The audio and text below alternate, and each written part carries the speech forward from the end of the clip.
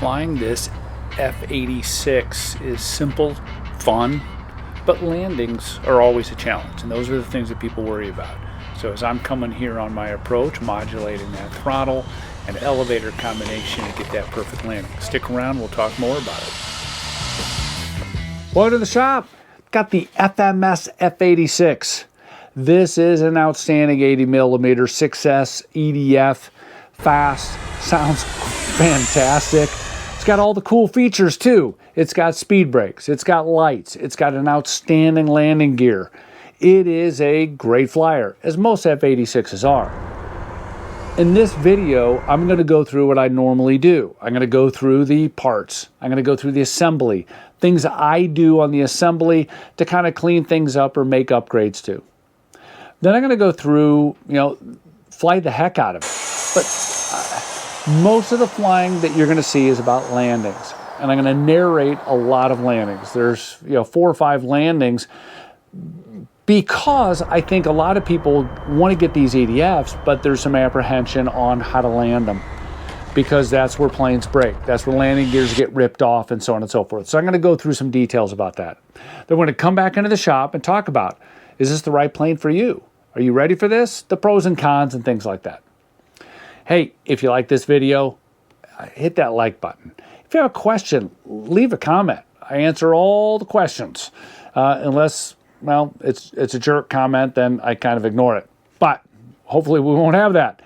And also, look, if you're interested in this plane, there's a link in the description below that goes to the FMS website.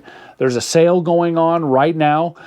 This is, November 2025, and there's a good autumn sale going on where you can get a couple bucks off this and my discount codes that will help you save a couple bucks as well. So anyway, let's get into the assembly and the setup.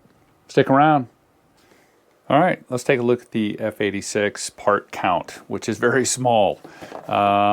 Wings, really well done. Nice paint. Do have some decals all over it. The flap is a foam hinge, whereas the aileron, elevator, and everything else is mechanical hinges. We've got metal servos that are already installed. Ball links, we got some control rods we got to put in. Landing gear is that great oleo strut, and these wheels have bearings on them, so they roll like crazy. Having a little help with reverse thrust can be nice. A lot of cheater holes in that fuselage, so don't know how much it'll help. Rudder is also mechanically hinged, and so is the elevator. Very simple screw together configuration or assembly. The fuselage is put into 2 separate pieces. This slides in there, screws together, and you're done. So pretty cool. This one has, and you can't see it, but this has these little doors right here. You can hardly make them out, but they flip open for a speed brake. So easy to set up. I'm going to go through the process. For me, I'm going to have to swap out that EC. I'm going to have to swap out this connector here for a XD90. I'm going to put in a 8-channel receiver so I can use reverse thrust. And even though there's a lot of cheater holes, a little bit will help so I don't run off the back of our 115-yard runway. Anyway, all right, let's get assembling this thing. So in order to assemble the fuse, you have to open up the speed brake because there's a place to put a screw in there. So number 25 reason to have a servo tester. All right, now you're going to assemble the fuselage. You're going to have a bunch of cables. You're going to need to get those out. They're all taped in there.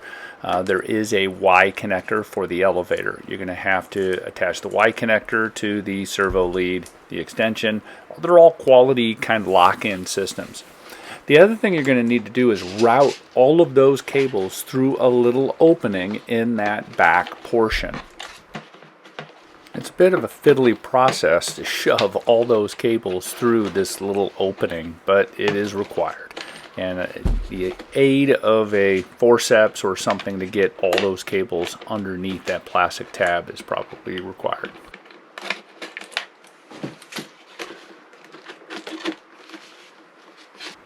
That back portion is attached and locked in with several screws. So put those screws in, and now you're ready to plug in all the servo wires. All right, now we're attaching all the tail pieces. And so the elevator has 2 servos. That goes into that Y cable. There is also basically lights, and that gets plugged into that. Actually, that Y cable is a 3-way, and that gets plugged into there for powering up the lights. And then there's a rudder cable that has to get installed as well. A lot of those kind of cables, they're all labeled well. It's easy to do. Once you get that sorted out, there's 1 screw for the horizontal stabilizer. Now connect the rudder. Now you got a few more screws to attach the vertical and horizontal stabilizers, and we're done. I would highly recommend you test to make sure everything is working properly. The lights, the elevator, and the rudder. There's quite a few push rods that need to get installed, so since your servos are centered in the tail, go ahead and install them. Goes without saying, but make sure both elevators are neutralized in the exact same spot and move in the same way. The wings just slide on, and there are a total of 6 screws. Make sure everything lines up properly in the screw hole. Okay, once the wings are on and powered up and all the servos are neutral, install the control rods. So there was an issue that people had with the front landing gear. There's not a lot of reinforcement, and it gets punched through into that area. So a 3D printed brace somebody created, can't remember who it is, thank you whoever did that. I printed it out and inserted it accordingly with a little foam tack, and done. I really didn't like the front wheel, so I swapped it out. They look like they're different sizes, but they're the exact same size.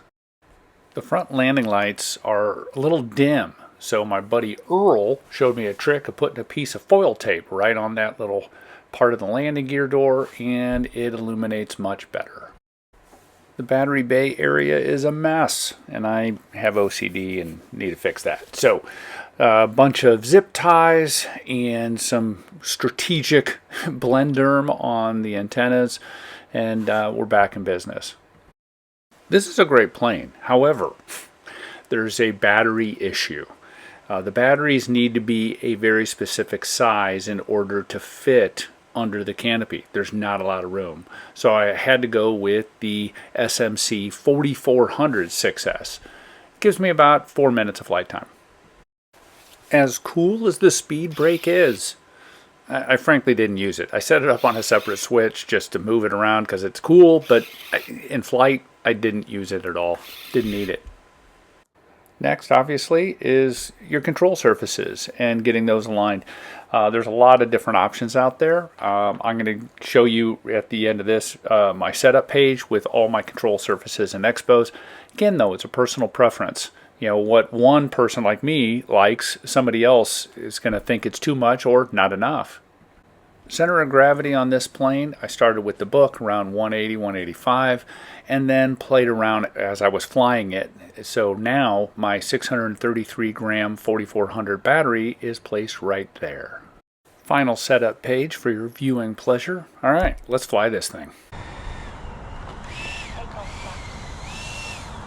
This video could be all about the cool performance of this plane, which it's very good. The fantastic power and speed and all the cool stuff. But actually this flight video, I really want to focus on landings because I find that that is probably one of the areas that pilots have the most apprehension on, getting some of these EDFs. They're coming in fast, they're big, they're heavy. But so how do I go through the process? And I'm going to do many landings here to show off the capabilities of this plane. Some of my landings are good, some not so good. So I'll show all of it.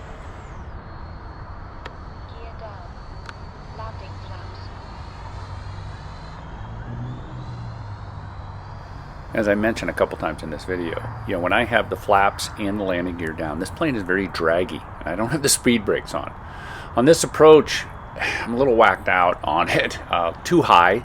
So as I descend, drop power, you'll notice I'm dropping, but I'm coming in pretty hot. And so that was just for me, it's because I was, wasn't lined up well, didn't have the greatest approach. Flaps up. Landing flaps, gear down. Come in with a little bit of a lower angle here. Try.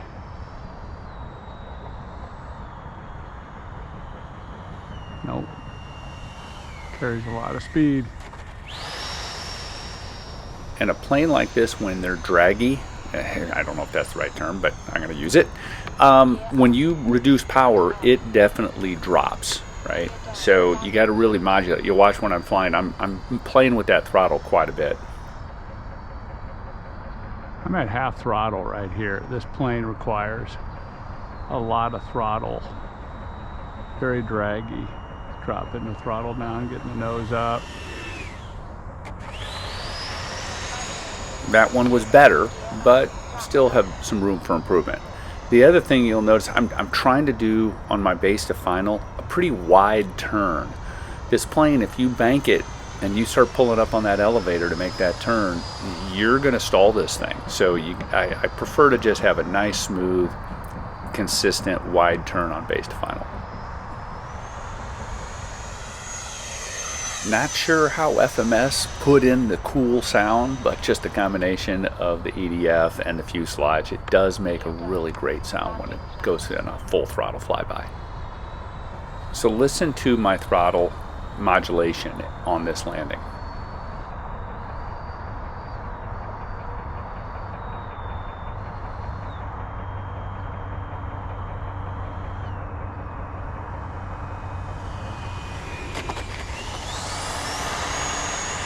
I was just making those fine adjustments to my speed, and that very last part of the approach, I got it dialed in right like I like it, where it's coming in, it's descending but not too quick, and I can easily get that nose up with the elevator.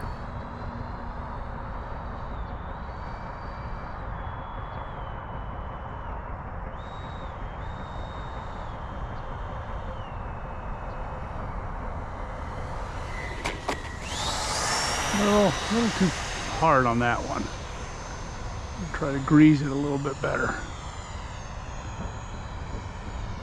Sorry about the camera angle. It's not exactly how I normally have it. It's a little goofed up. My hat cam wasn't in perfect position.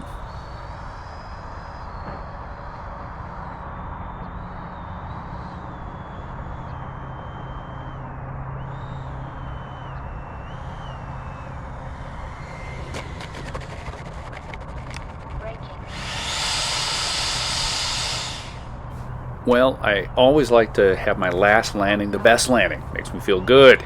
Also, reverse thrust definitely help. There's a lot of cheater holes, but it absolutely slows this plane down on my runway. Let's head back to the shop, and I'll summarize a couple things about this plane. Welcome back. All right, let's talk about a couple things. As always, fit, finish, parts. The assembly on this plane couldn't be any easier. Really, if you follow the instructions and the documentation, it assembles super fast. The tricky part is the way that the back portion here fits into the main fuselage. You got to open up the speed brakes. Get yourself a servo tester. There's a link in the description below for an Amazon servo tester. Buy that. You need that. But everything really assembles pretty easily. The only caveat I have from the plane's design is the battery bay. And in the battery bay, it only can take a 4400. I wish it would take a larger battery. There's plenty of room there. It's just a little too high, and you'd have to take out, well, it'd be hard to do with the cockpit the way it is.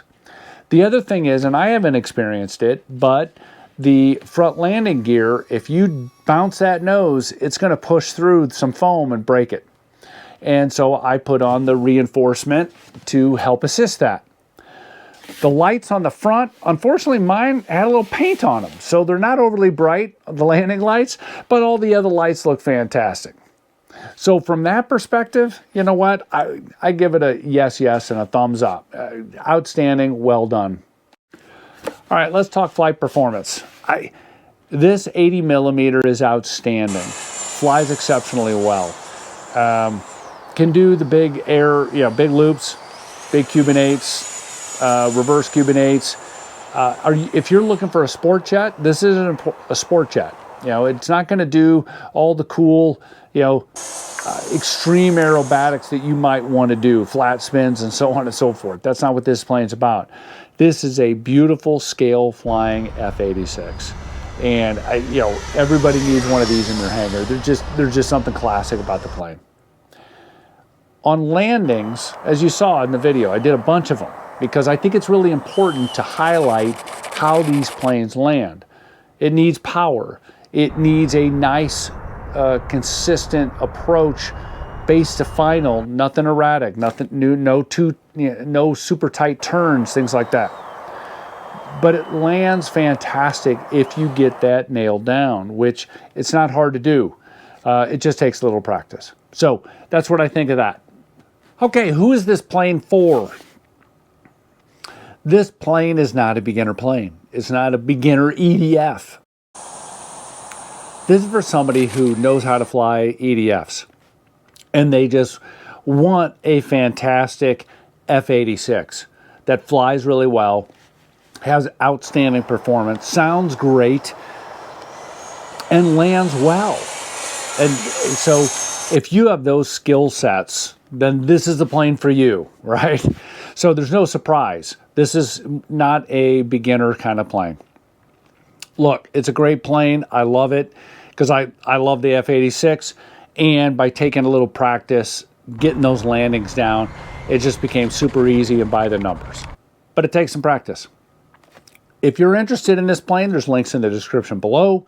If you have any questions, leave a comment, please. And if you like this video, hit that like button. Helps me out quite a bit. Have a great day. Thanks for watching. Appreciate it.